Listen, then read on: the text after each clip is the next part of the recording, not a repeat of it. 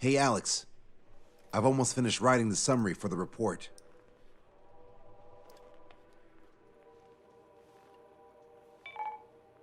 Perfect. I'm still unconvinced. So here's a question for you, Alex. How can we do this without killing 3 strikes?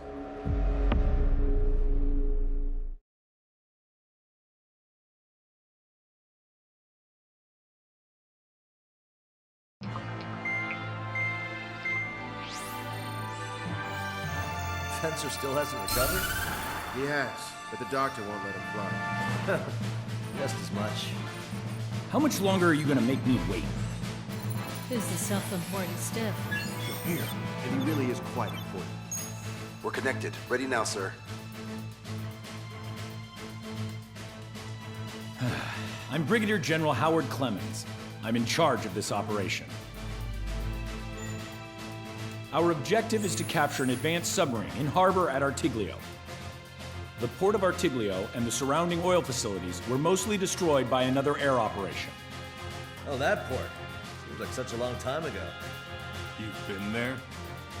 However, Erusian forces repaired the facilities and used them to resupply and maintenance a massive submarine. Here's a question. How long do you think this submarine is? If you guess 495 meters, you're right. It also has a width of 116 meters, with submerged displacement of 810,000 tons. It's a supersized nuclear submarine powered by 2 liquid metal-cooled reactors. I guess it really is huge. So who's the quiz show host? David North. I'm an OIA analyst from Advanced Weapons Analysis. Why isn't he here? Because he doesn't need to be. He can perform his analysis at his home office. Ha! We've got ourselves an armchair detective. Continue. I've come to call this super submarine the Alicorn. The Alicorn is a submarine, and yet it can stage aircraft operations like a carrier. It also boasts some serious firepower with its 2 main railguns. Their range is over 400 kilometers. A real monster if there ever was one. The sub's force projection capabilities are equivalent to a carrier strike group.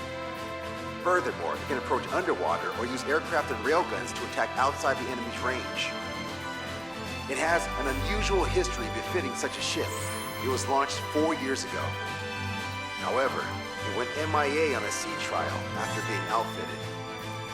It was later found at the bottom of the ocean by chance, and of the 356 crewmen, 330 were rescued.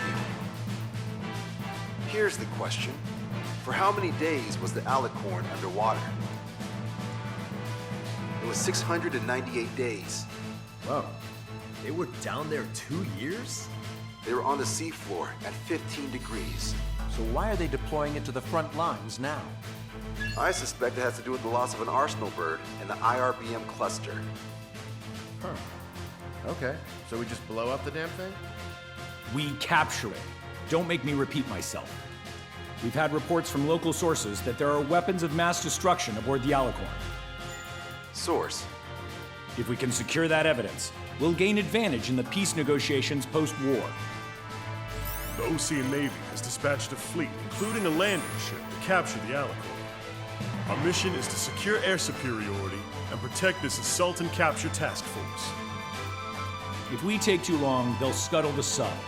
The fleet will commence its actions while we seize the skies. Wouldn't it be risky to bring the fleet in before we secure air superiority? That is none of your concern. So basically, you're putting our fleet in danger for political gains. They should have taught how to address superiors in boot camp. An EW squadron will be deployed. Their ESM will be a valuable asset. Stay within their range, and you'll have a significant advantage over your enemies. The ETA for the EW aircraft is the same as HAP.